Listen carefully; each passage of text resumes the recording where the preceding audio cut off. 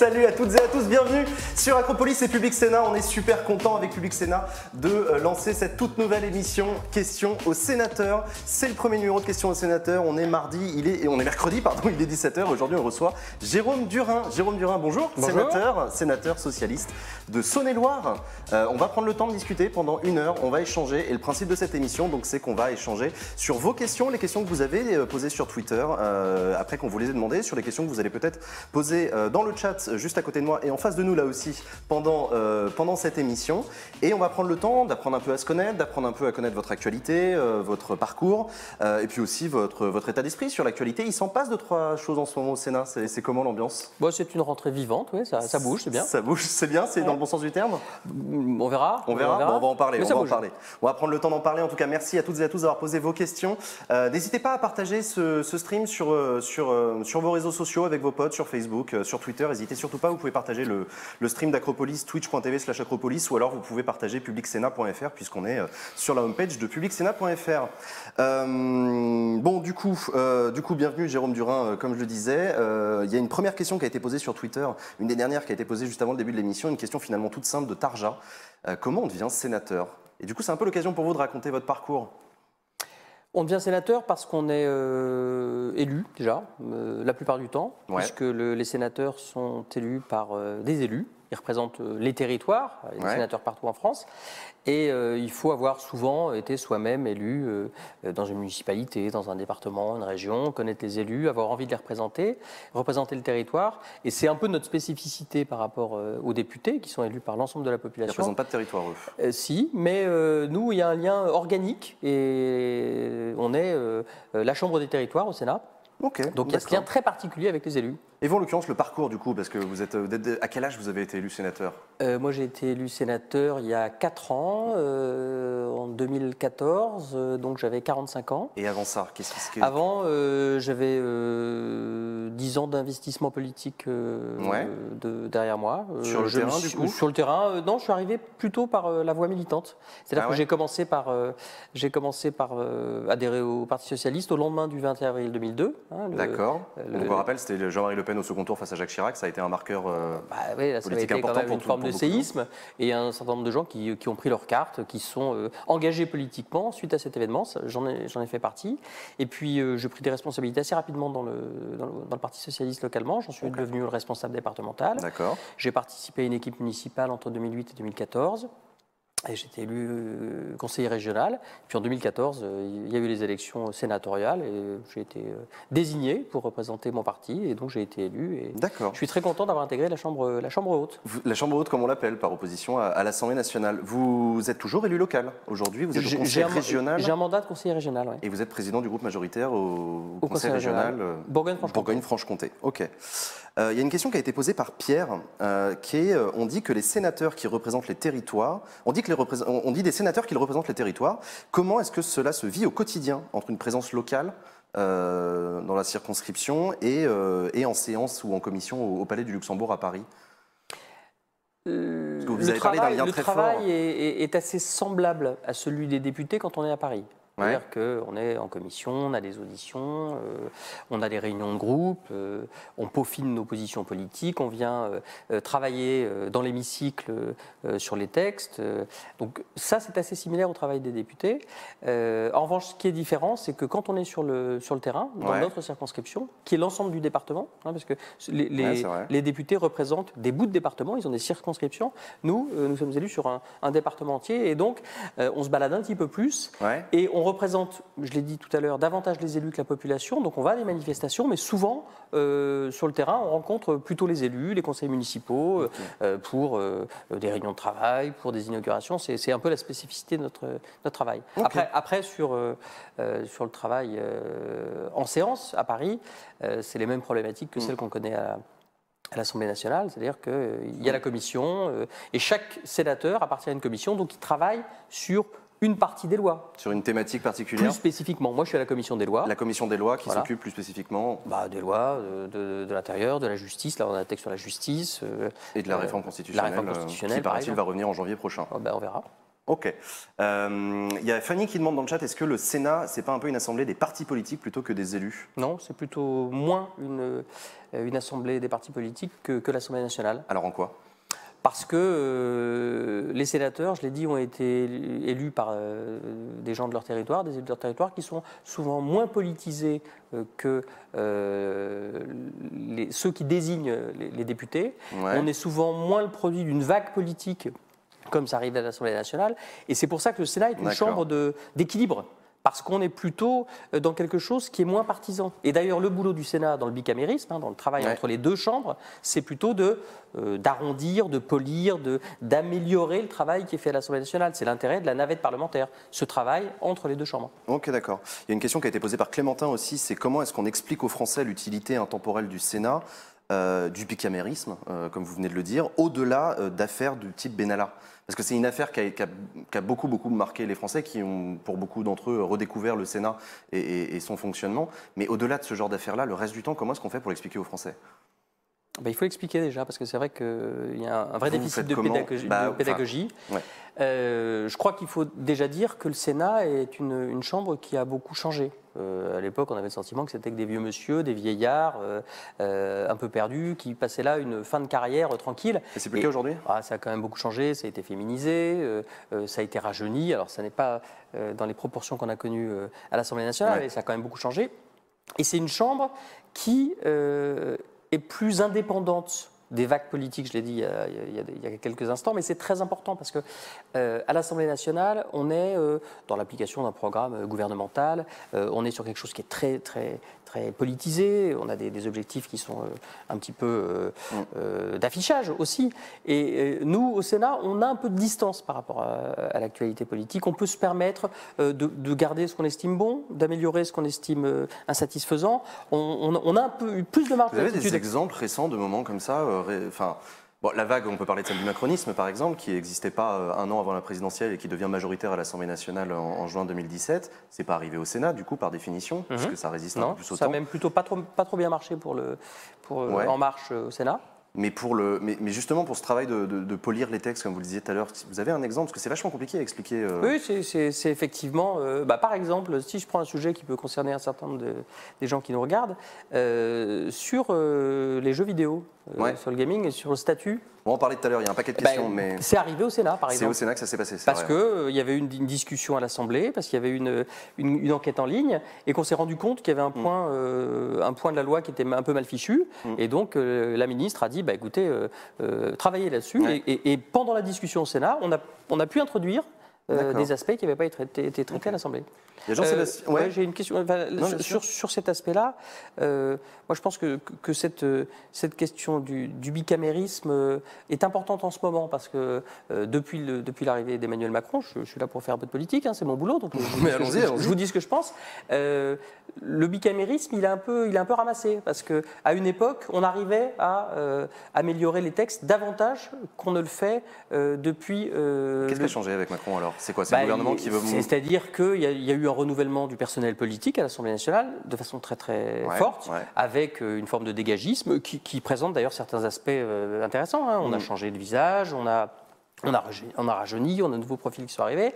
C'est des gens qui sont souvent peu structurés politiquement au sens où ils découvrent, donc ils ont un peu tendance à suivre le chef. Et quand nous, on propose des choses, habituellement, quand ça revient à l'Assemblée, ils disent « Ah oui, c'est pas bête ».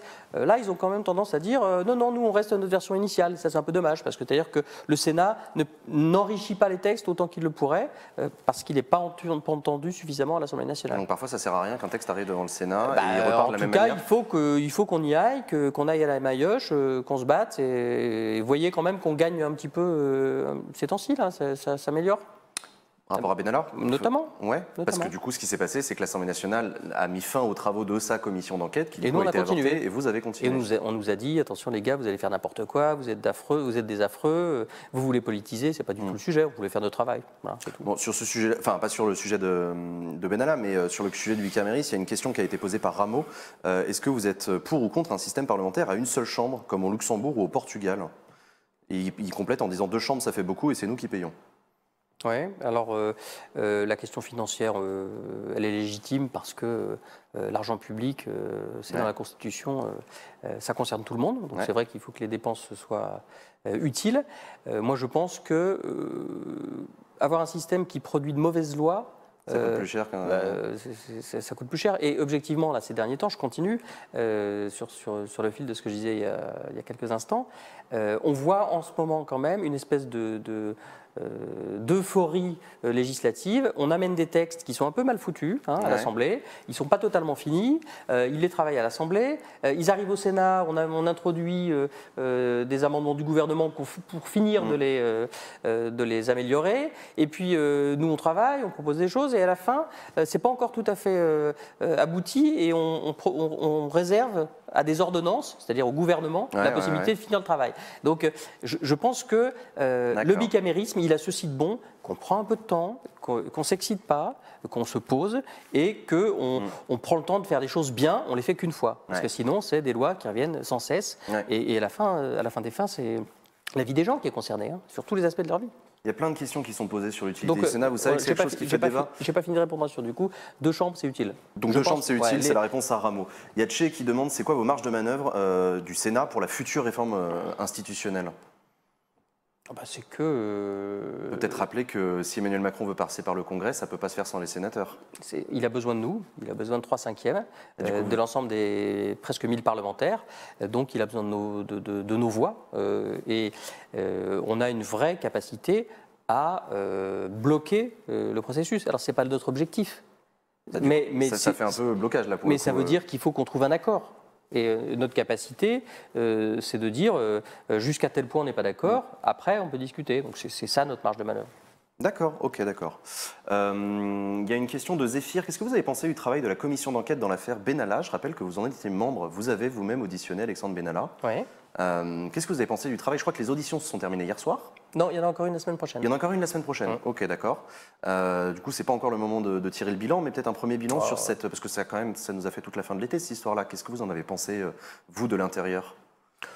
Je pense que c'est utile parce que ça a permis, hors du foin médiatique et du brouhaha, de poser un certain nombre de choses. Et à la fin des auditions, après avoir entendu le principal intéressé lui-même, Benalla, on a une idée assez claire de ce qui s'est passé. Je crois qu'on a fait un boulot qui est correct. Les débats ont été menés de manière assez pro. On n'a pas été dans la petite politique, on essaie de comprendre. Et puis ça nous permettra de rendre un rapport, là, d'ici un mois et demi, je pense, qui sera clair sur l'organisation générale de la présidence de la République, de ces questions de sécurité notamment. Mais du coup, il va servir à quoi ce rapport? Qu'est-ce que ça va changer?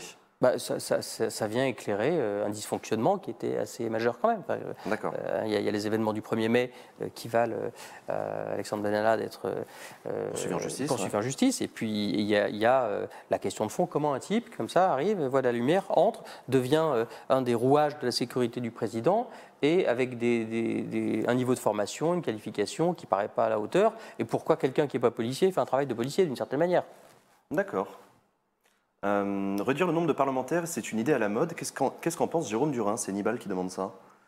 La réduction du nombre de parlementaires voulue par le président de la République Emmanuel Macron, qui est en discussion avec Gérard Larcher, le président du Sénat, qui serait prêt à accepter.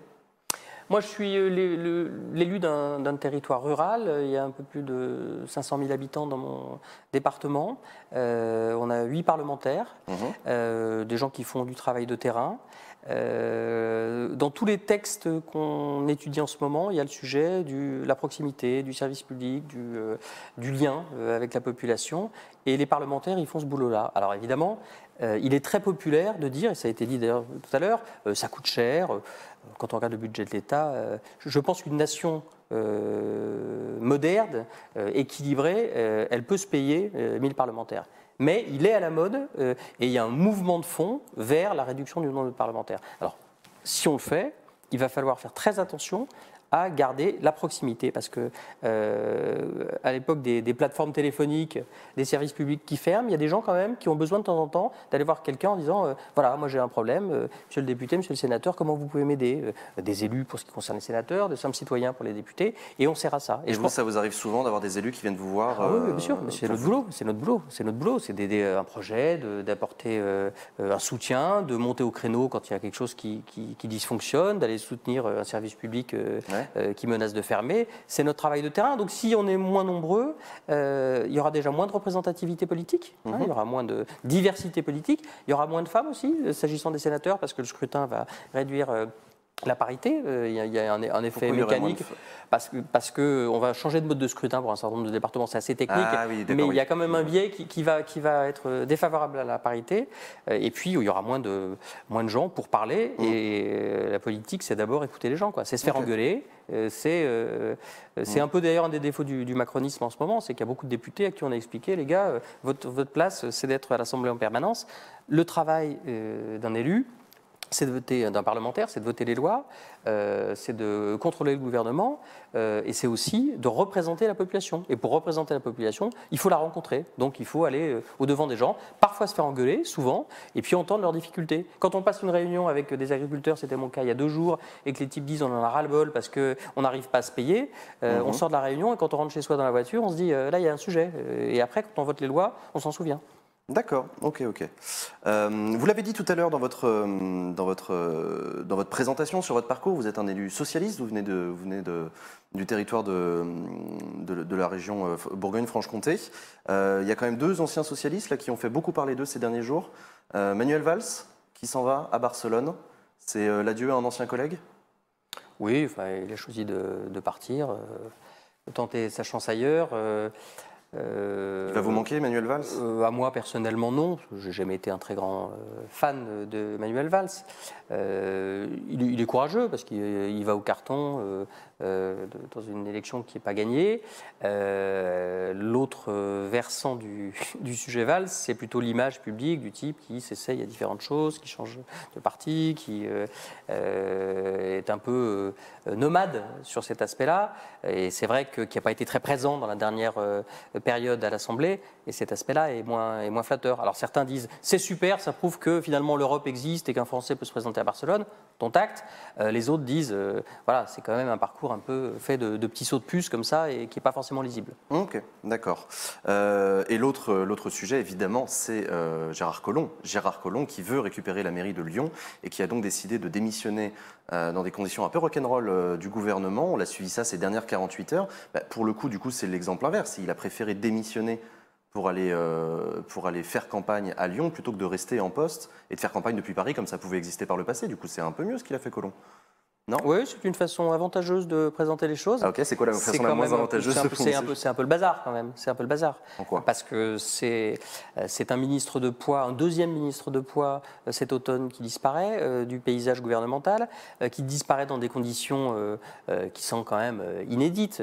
Hulot annonce à la radio qu'il part, Gérard Collomb démissionne, le président refuse, il représente sa démission pour des raisons d'intérêt à son mandat local. À sa ville, d'attachement à sa ville. Donc il est quand même Gérard Collomb, il a quand même beaucoup œuvré, c'est un monsieur qui n'est pas très jeune. Il retourne à la municipale, ça a été pendant très longtemps le premier défenseur de l'hypercumul des mandats en expliquant qu'il fallait qu'il soit sénateur, qu'il soit maire de Lyon. Il vient occuper un poste qui est stratégique dans la période parce que les questions de sécurité, elles sont super importantes dans notre pays en ce moment. Il laisse tout en plan. C'est le Premier ministre qui récupère le truc comme ça ce matin dans des conditions un peu étonnantes. Donc ça veut dire que le Premier ministre, il est à la fois Premier ministre et il se récupère l'intérieur en attendant de trouver un remplaçant. L'Élysée pas au courant de la passation de pouvoir. À la passation de pouvoir, il y en a un qui donne la main à l'autre et l'autre ne regarde pas. Ça fait quand même pas très clair cette affaire. C'est pas très. Et ça dit quoi du coup? Pour vous, Jérôme Durin, ça dit quoi du pouvoir de l'Élysée, du gouvernement? Que vous êtes opposé, vous êtes un opposant au gouvernement. Oui. Et du coup, ça vous donne raison, cette période, pour vous? Moi, je n'ai pas envie d'avoir raison parce que je trouve que ces choses-là sont très sérieuses, que derrière, il y a des gens qui cherchent du boulot, qui traversent la rue ou pas. Il y a des gens qui sont un peu en galère, il y a des questions de sécurité, il y a des migrants qui tapent à notre porte, il y a des élections européennes l'année prochaine, il y a des dictateurs un peu partout dans le monde. Donc la politique, c'est important dans la vie des gens. On ne peut pas faire n'importe quoi. Et en ce moment, c'est le bazar. Et qu'il y a un truc qui me choque à peine un an et demi, 17 mois, après l'arrivée d'Emmanuel Macron, c'est que moi, je n'ai pas voté pour lui avec un enthousiasme. J'ai voté pour lui au second tour face à Marine Le Pen. Mais il avait avec lui une espèce de vent d'enthousiasme, d'adhésion. Les gens qui disaient on en a marre de la politique, c'est tous les mêmes. Enfin, vous connaissez tout ça, tout le monde le pense. C'est toujours le même visage. Ils foutent rien, ça coûte cher. Et il a suscité quelque chose qui était un peu frais, un peu sympa. Je le constate. Moi, je n'ai pas adhéré à ce qu'il proposait, tout ce qu'il proposait, évidemment. En revanche, là, très peu de temps après, il est en dessous de François Hollande à la même époque dans les sondages. Il a dilapidé beaucoup de son capital politique. Notamment parce que il y a dans la communication d'Emmanuel Macron un rien de mépris pour tous ceux qui ne sont pas comme lui. C'est l'histoire du t-shirt qui vaut moins qu'une chemise, c'est la traversée de la rue, c'est... Pour vous, ça c'est symbolique d'un Emmanuel Macron et d'un rapport... C'est malgré la communication gouvernementale, accréditer l'idée du président des riches, quelqu'un qui représente une forme d'élite, et il y a plein de gens dans le pays qui ne se sentent pas concernés et qui ne se sentent pas représentés. Et ça, c'est embêtant. Et le fait que ces ministres l'abandonnent, des ministres de poids, il y en a 7 qui ont disparu depuis son arrivée, 3-4 récemment, là, depuis l'automne, c'est quand même très embêtant. Justement, je reviens sur ces ministres qui changent, qui jonglent entre les élections, qui n'attendent pas la fin de leur mandat pour choper des places. C'est pas un problème un peu pour la démocratie et la confiance? C'est une question qui a été posée par Clémentin. On en revient sur cette question-là, effectivement, de ce que ça représente pour nous, les Français, qui voyons ça de manière un peu atterrée devant notre télé. Vous en pensez quoi, vous? Qu'il y a des aspects dans la vie politique, effectivement, qui ne sont pas toujours très bien compris et pas acceptés. Et le fait de sauter d'un mandat à l'autre, ça fait partie des choses que les gens n'acceptent plus. Mais il y a un vrai paradoxe quand même dans la société française et dans la population et chez chacun d'entre nous, c'est que on n'aime pas les chefs, on en a marre, on n'aime pas les parachutages, on n'aime pas des gens qui viennent d'ailleurs dans nos circonscriptions qu'on ne connaît pas. Et puis, mine de rien, quand même, tout le monde vote à l'élection présidentielle pour un type qui est un demi-dieu, un monarque. Et puis très vite on zappe parce que personne ne peut faire ce travail-là. Ça marche pas, ça marche plus comme ça. Aujourd'hui, il faut de la collégialité, il faut de la coopération, il faut de l'écoute. La société a changé, mais on l'accepte quand même. Personne n'est favorable au parachutage, mais l'année dernière, il y a plein de députés macronistes qui ont été élus, qui connaissaient pas du tout les circonscriptions, qui connaissaient finalement très peu le terrain. Ils ont été élus. Donc il y a quand même de grandes contradictions dans la population autour de la politique. Mais c'est vrai que donner le sentiment d'avoir quitté un mandat pour en prendre un autre et de regarder les prochaines opportunités, s'occuper des municipales quand on est au gouvernement, ça ne fait pas classe, quoi. Est-ce que Emmanuel Macron vous a contacté pour vous proposer de devenir ministre de l'Intérieur? C'est Kevin qui demande. Non, parce que... Vous auriez accepté? Bah non, ça n'a pas de sens. Ça n'a pas de sens. D'accord. Merci Kevin, hein, ça me fait plaisir, mais on ne me l'a pas proposé.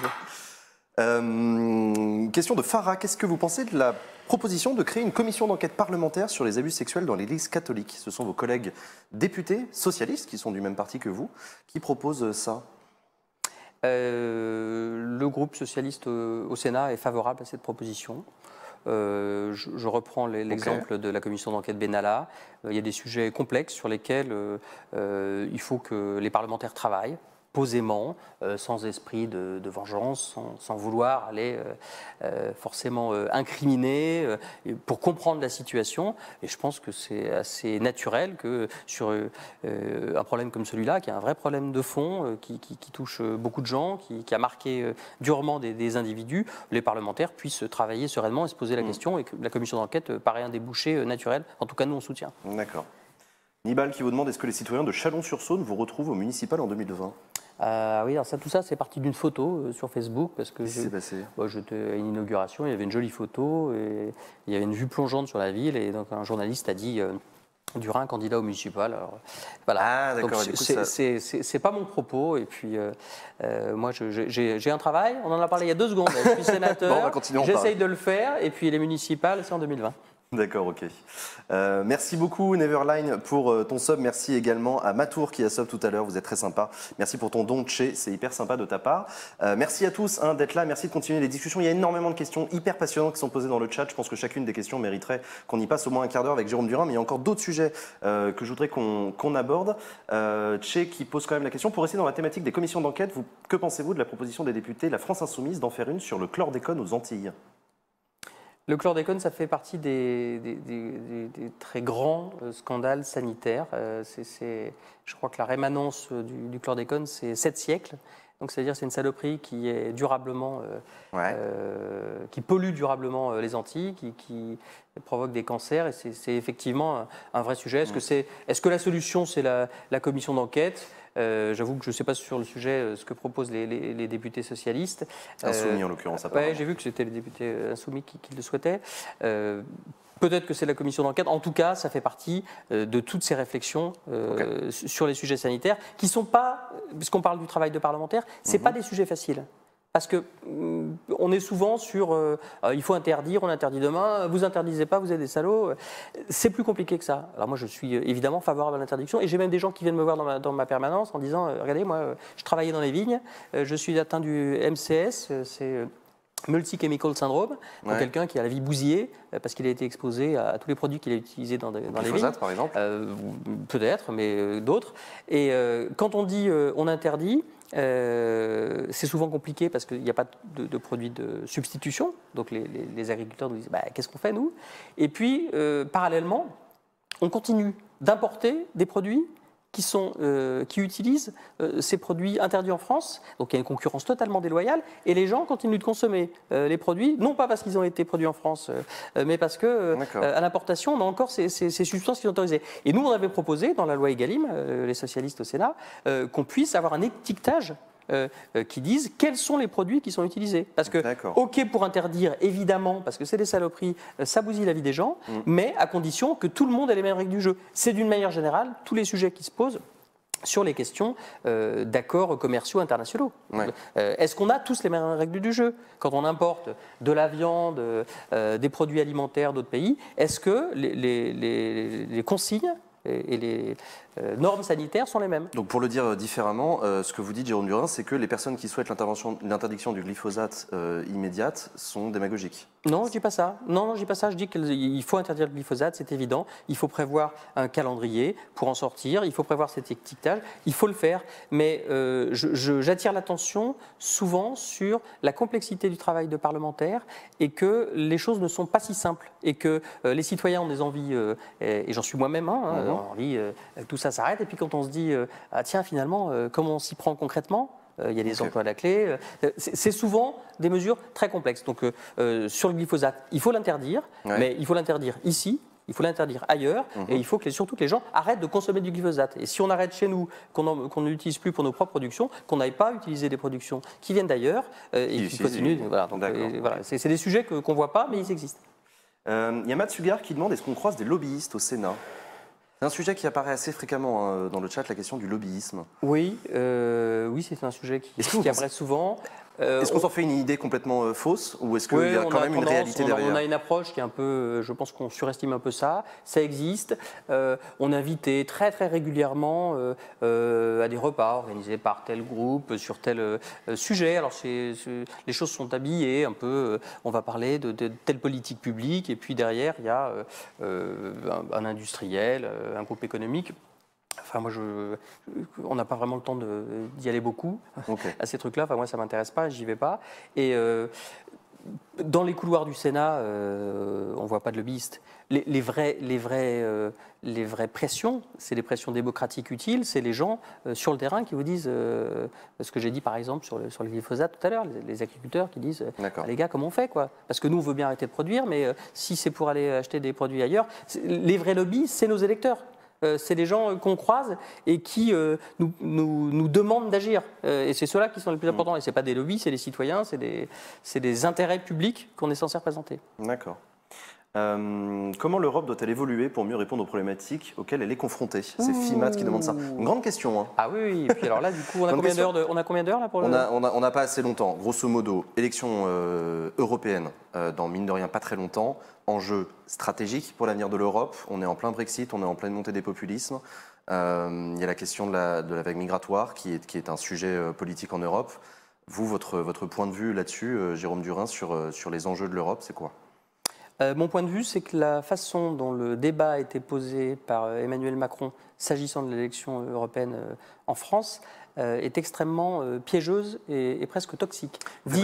Vous faites référence à l'opposition que propose Emmanuel Macron entre les progressistes qu'il représente et les populistes.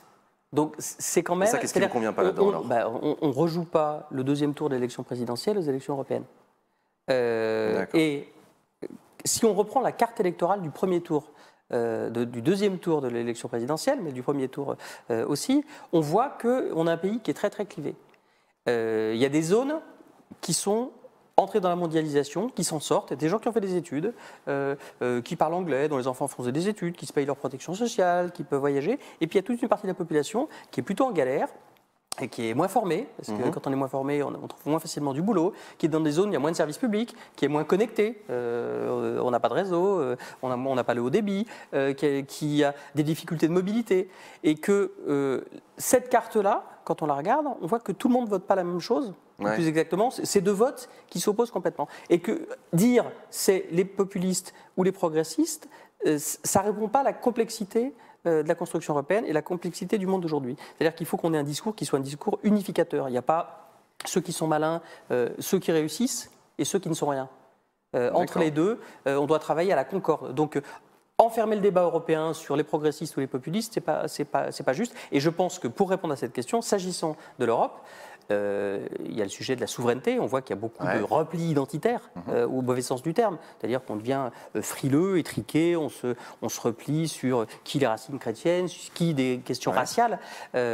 Alors que le sujet, c'est l'Europe, continent, puissance économique, elle doit se défendre dans le monde, et que si les frontières nationales ne sont plus pertinentes, il faut quand même qu'on arrive à imposer une vision européenne du développement de notre continent et à la promouvoir face à des adversaires économiques dans le monde ou des compétiteurs. Ouais. Quand on parle tout à l'heure des traités, quand on parle de l'importation de viande, quand on parle des conditions sanitaires ou des conditions sociales ou des conditions écologiques dans lesquelles on fabrique les produits, il n'est pas normal quand même que des gens ici soient au chômage parce que d'autres sont payés comme des esclaves. C'est pas normal. Donc il faut qu'on arrive à ce que notre position européenne, elle tire tout le monde vers le haut et qu'on se défende contre des productions bas de gamme et qui mettent en cause les conditions écologiques ou les standards sociaux des pays qui sont assez loin de nous. Ok, d'accord.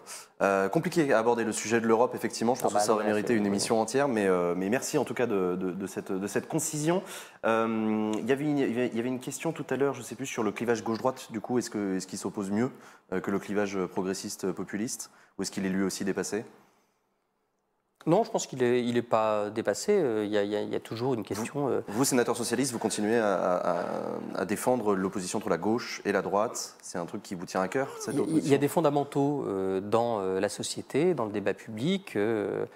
Aux dernières municipales, moi je m'intéresse aux élus puisque je suis sénateur, il y a des équipes municipales de droite qui sont arrivées, elles ont plutôt privilégié les questions de sécurité, les questions d'ordre public, là où des équipes municipales qui étaient de gauche avaient plutôt comme focalisation le vivre ensemble, la culture, les solidarités. Et ces choses-là, elles sont très fortement intégré dans le patrimoine génétique, dans le patrimoine politique français, et ça continue d'exister. Le progressisme, c'est les droits nouveaux, et on va avoir des questions sur les droits nouveaux quand on parle de clause de conscience sur l'IVG en ce moment.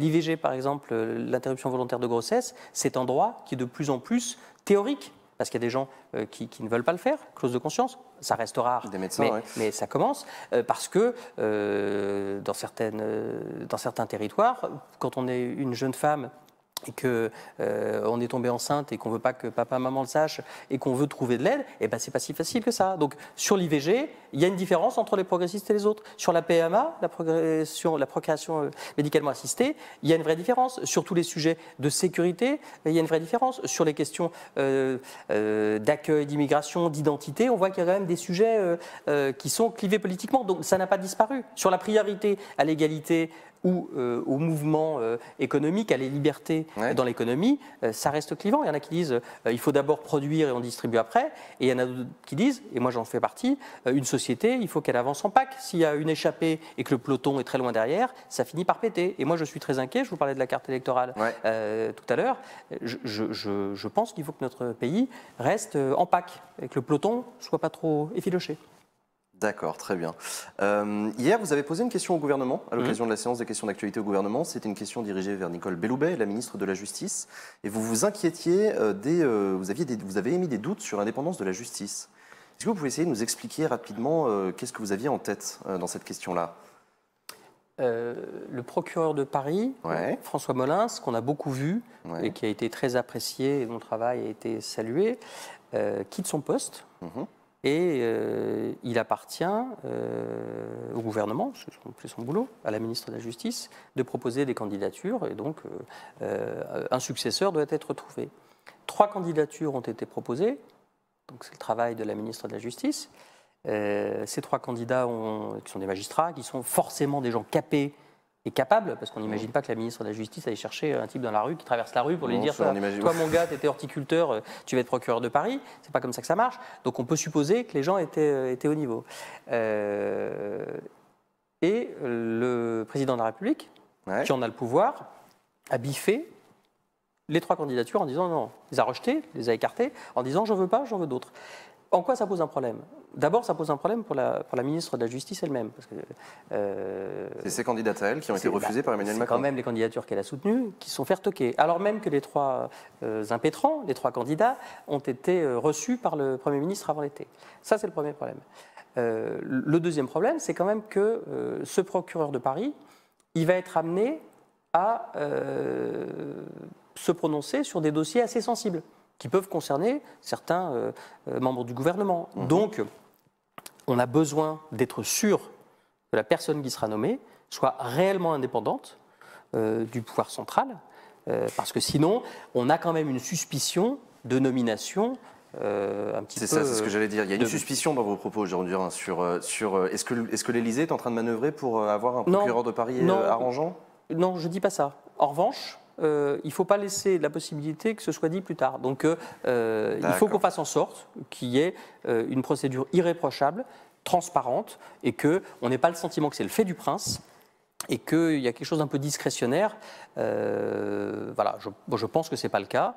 Et on attend la réforme constitutionnelle pour qu'une instance impartiale, le Conseil supérieur de la magistrature, puisse avoir son mot dans ces nominations et que ça ne relève pas simplement du pouvoir central de l'exécutif du président de la République. D'accord, c'était le sens de votre question au gouvernement. Moi, j'en ai mis une aussi sur le bazar au gouvernement parce que c'était un peu tentant et c'était de saison. Bon, d'accord. Et par ailleurs, vous avez une réponse de la ministre de la Justice qui a dit que toutes vos préoccupations seraient entendues dans le cadre de la réforme constitutionnelle promue par le gouvernement et qui reviendra en discussion à partir de janvier prochain. Donc le match se fera à ce moment-là, c'est un peu ce qu'elle a voulu répondre. Enfin, en tout cas, la procédure de recrutement continue. La procédure de recrutement continue, elle oui. Très bien, je vous propose qu'on enchaîne sur un sujet qui a valu énormément de questions, c'est quand même l'e-sport, le gaming, le jeu vidéo, parce que vous êtes Jérôme Durain, un sénateur connu aussi pour ça. Il y a 2 ans, vous avez rendu un rapport, vous avez fait tout un travail avec un de vos collègues, Rudy Sall, de l'Assemblée nationale, pour le coup, un député, et ensemble vous avez travaillé à des propositions pour l'e-sport. Est-ce que vous pouvez nous raconter un petit peu cette histoire-là, avec le recul maintenant 2 ans plus tard ? Oui, il y avait une loi donc, qui s'appelait « Pour une République numérique », qui était portée par Axel Lemaire, qui était secrétaire d'État au numérique. Et quand elle est passée en discussion à l'Assemblée, il y a eu tout un débat sur l'e-sport. Elle avait organisé une consultation numérique. Et il y a eu énormément de réponses sur Internet. Beaucoup de gens qui ont dit leurs mots sur ce sujet-là. Et Axel Lemaire a dit « on n'est pas clair ». On n'a pas trouvé la bonne solution, donc je vais demander à 2 parlementaires, un député et un sénateur, un peu Starsky Hutch, d'étudier le sujet. Donc on a rencontré une centaine de personnes. L'objet de la mission, c'était la pratique compétitive du jeu vidéo en France. Comment développer la pratique compétitive du jeu vidéo en France. On appelle nous l'e-sport. L'e-sport. Et il y avait en gros 3 ou 4 problèmes centraux. On n'avait pas de statut pour les joueurs. On n'avait pas de statut pour les compétitions, ou plus exactement, les compétitions, elles étaient tolérées, mais de facto, elles étaient interdites. Un flou juridique. Dans un sens, si on avait voulu être dur, elles étaient interdites parce qu'elles étaient assimilées à des loteries. On avait un problème avec l'e-sport à la télévision, le casting, donc ça c'était un sujet. Il y avait des sujets fiscaux, puis il y avait plein de petits problèmes qui partaient de ces quelques sujets-là.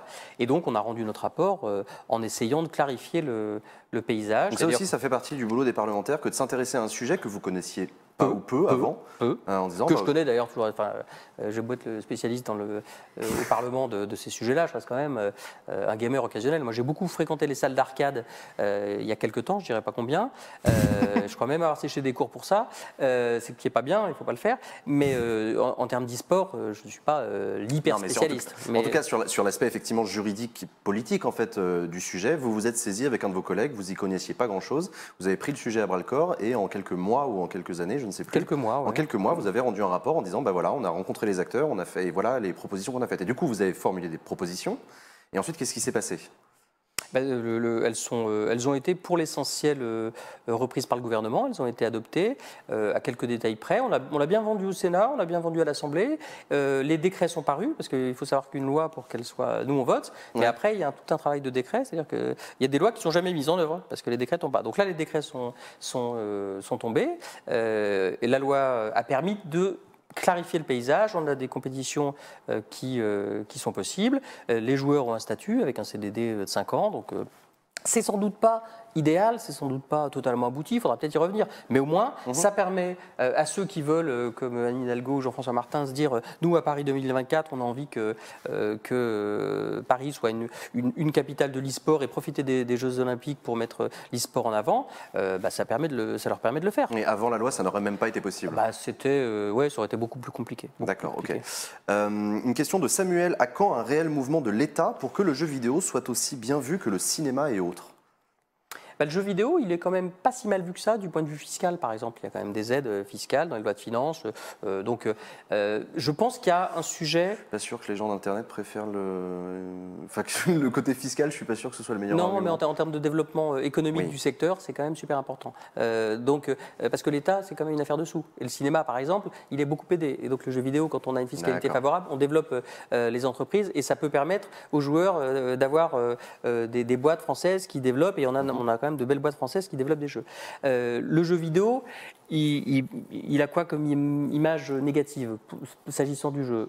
En gros, c'est des mecs dans des canapés comme nous là, qui passent leur temps à jouer plutôt qu'à bosser ou plutôt qu'à faire du sport. Ils sont en mauvaise santé. C'est un peu le cliché qu'on a, c'est des geeks qui mangent trop, qui boivent du soda dans le meilleur des cas et qui font pas grand chose d'autre et qui voient pas la lumière souvent. Bon, c'est vrai que l'image, elle reste un peu négative parce que c'est un domaine qui est mal connu. Mais j'observe quand même que quand on a fait le débat parlementaire sur le statut des joueurs professionnels, des joueurs professionnels, on a eu des débats qui étaient assez simples. Personne n'a rigolé en disant c'est l'e-sport. Je pense que le personnel politique et le rapport a contribué à ça. Le personnel politique, les institutions prennent ce secteur-là au sérieux. Okay. Et on a même eu, alors nous on a eu quelques difficultés avec un secrétaire d'État qui disait c'est pas du sport parce que on transpire pas. Bon, donc on a compris qu'on allait finir la réunion en se taisant et qu'on attendrait pour se défouler après. Mais globalement, on progresse. On a dépassé certaines questions à la noix du type est-ce que l'e-sport c'est du sport? Tout le monde s'en fout, c'est réglé. L'e-sport ça existe. Il y a de grands quotidiens, il y a des médias sérieux, l'équipe en parle. Les gens ont compris qu'il y avait un enjeu économique, qu'il y avait une communauté particulièrement active, qu'il y avait des champions qui sont des types qui ont des capacités extraordinaires et on a de belles équipes en France. Donc je pense qu'on a progressé. Maintenant, il faut contribuer à ce que tout ça se structure, puis il faut éviter quelques dérives. Alors justement, on a pas mal de questions sur ce sujet-là. Où en est, par exemple, c'est Epsilon qui demande, où en est le statut du joueur professionnel en France? Quels sont les freins principaux au développement de l'e-sport en France, juridique, structurel, etc. Que devrait être la stratégie française dans ce milieu-là? 2 ans après l'adoption de ce rapport-là et de la loi République numérique, est-ce qu'on a encore du chemin à faire? Moi, je pense qu'un des points les plus importants, c'est qu'on avait un secteur qui était très dynamique, mais qui était assez peu structuré. Maintenant, il y a une association qui s'appelle France e-sport, qui est née dans la foulée du rapport. Ou parallèlement. C'est-à-dire que ça a contribué à ce rapport et cette démarche à rassembler les acteurs, à les organiser. Et France e-sport, qui représente un certain nombre d'acteurs, peut-être pas tous, peut-être que... en tout cas, ils existent, ils pèsent et ils peuvent faire valoir les intérêts de l'e-sport dans le pays vis-à-vis des institutions. Donc ça, c'est plutôt bien. Le statut des joueurs, il existe. Je crois qu'il n'est pas contesté. Il me semble que le vrai enjeu maintenant, c'est qu'on ait des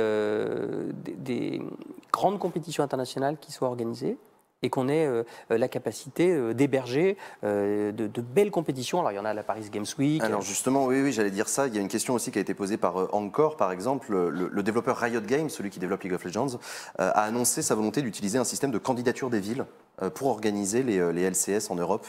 Si une ville française veut candidater pour accueillir une des étapes des LCS Europe, est-ce qu'elle devrait avoir droit à des subventions de l'État pour... Oui, subvention, si une ville veut le faire, elle a les moyens de le faire. D'ailleurs, il y a pas mal de villes qui le font sur leurs propres fonds, qui choisissent d'investir. C'est un acte économique. De développer une compétition, c'est un choix économique. Quand une ville choisit d'accueillir un grand événement sportif, on ne dit pas forcément il va y avoir des subventions. Donc, ce qu'il faut, le boulot des institutions de la République, c'est de donner les moyens d'organiser les compétitions, qu'elles soient légales, qu'il y ait une forme d'attractivité. Je crois qu'on a mis le terrain à plat, qu'on a rendu les choses possibles. Maintenant, c'est aux initiatives locales de prendre le relais. Il faut juste dire à un de nos followers là, que c'est pas France e-sport comme le cochon, c'est France e-sport. Hein, mais, voilà. Ouais, non, mais ça, c'est un truc qui fait marrer tout le monde depuis 2 ans. Depuis que France e-sport est né, tout le monde se marre sur Twitch avec France e-sport. C'est comme vous connaissez l'UPR, c'est un peu pareil. C'est un peu le même genre de délire, ouais. Mais donc, du coup, on l'appelle France e-sport et ça fait marrer tout le monde. Ok. À quand l'e-sport aux Jeux Olympiques? On a parlé tout à l'heure, rapidement, vous avez parlé de 2024. Ça y est, le chat est en train de péter un plomb sur la question de France e-sport, évidemment, il fallait que ça arrive. On a parlé des Jeux Olympiques de 2024 tout à l'heure. Est-ce que c'est possible, l'e-sport aux Jeux Olympiques? Est-ce que c'est souhaitable? Est-ce que vous le souhaitez? Quand Coubertin a lancé les Jeux, il s'est inspiré de disciplines qui étaient assez proches des disciplines militaires. Il y avait des types à cheval avec des fusils, c'était la réalité de l'époque. Aujourd'hui, la réalité de l'e-sport, elle est évidente. Donc, je crois que le CIO, les Jeux Olympiques, qui ont besoin de moderniser leur image, ils ont tout intérêt à accepter de s'ouvrir à l'e-sport. Ce serait une bonne nouvelle pour l'e-sport, c'est une bonne nouvelle pour les Jeux Olympiques, et puis c'est des vraies disciplines compétitives, quoi. Hein.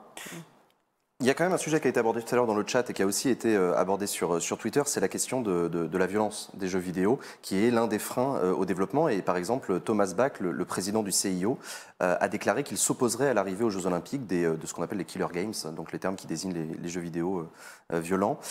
Quid du rapport au sport de combat et des futurs Jeux Olympiques de Paris, en fait? Est-ce qu'on peut faire un parallèle, selon vous, entre la boxe et les jeux vidéo violents?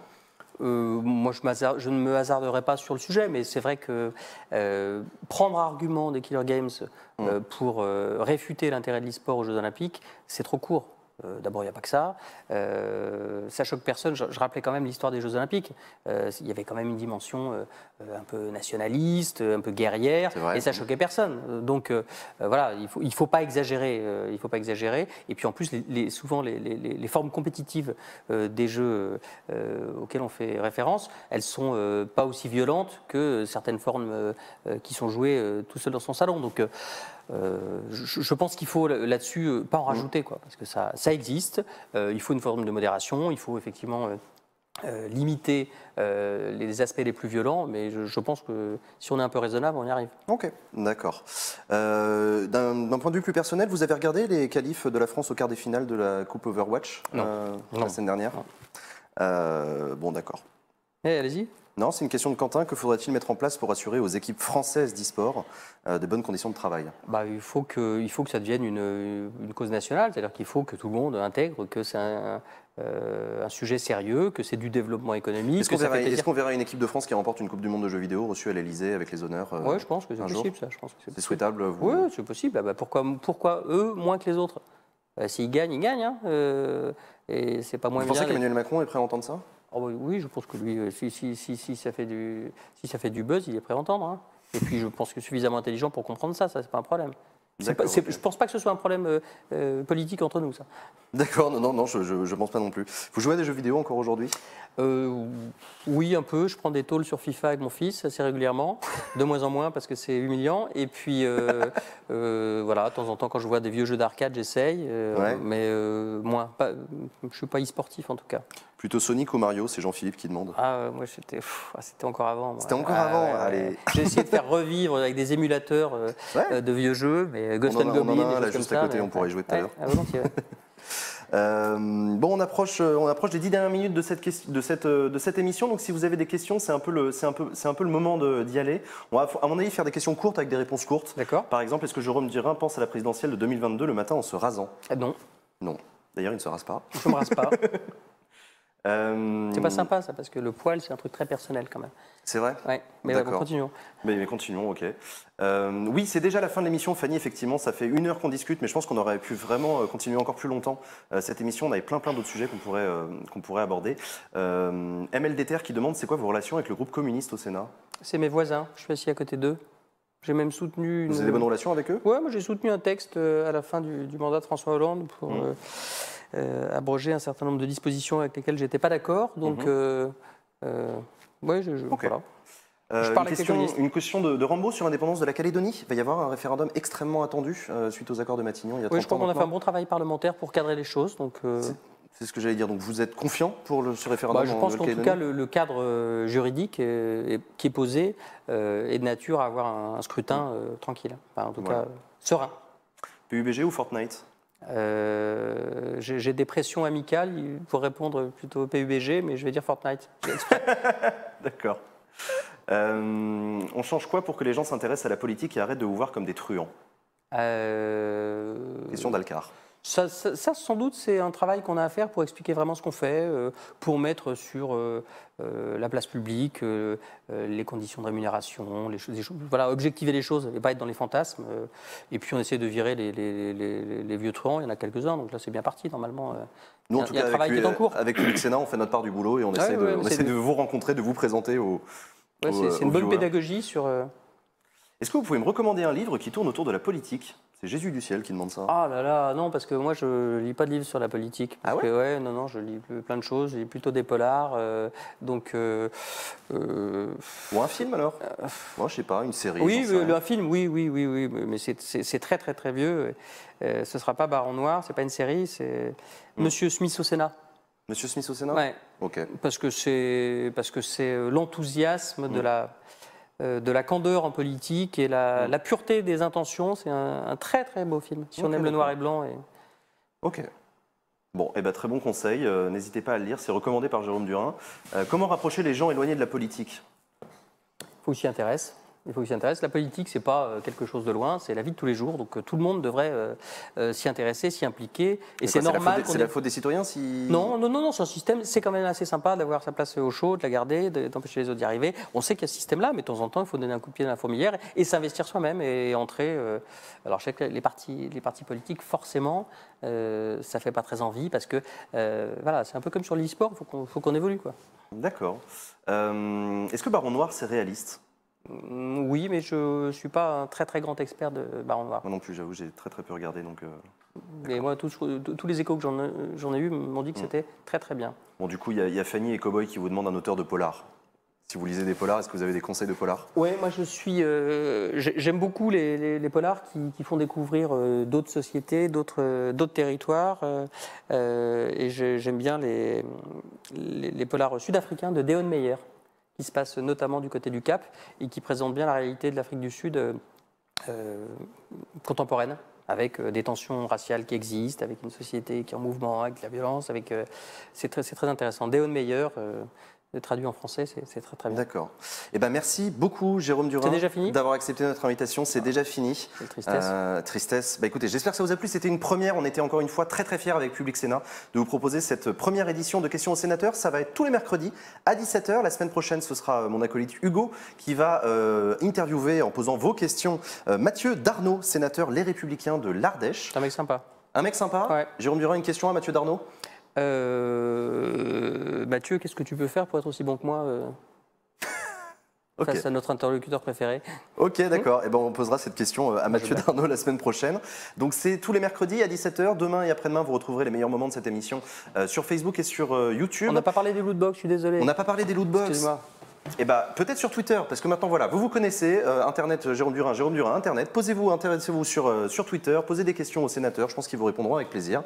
Le sujet des lootbox est un vrai sujet sur l'e-sport. Merci à toutes et à tous d'avoir suivi cette émission. Un grand merci aux équipes de gaming pour la réal. Merci à Perceval et à Sylvain d'Acropolis qui m'ont redonné toutes vos questions pendant toute l'émission. Merci beaucoup à vous et aux équipes de Public Sénat. C'est la fin de cette émission et je vous dis du coup à la semaine prochaine. Ciao, bye.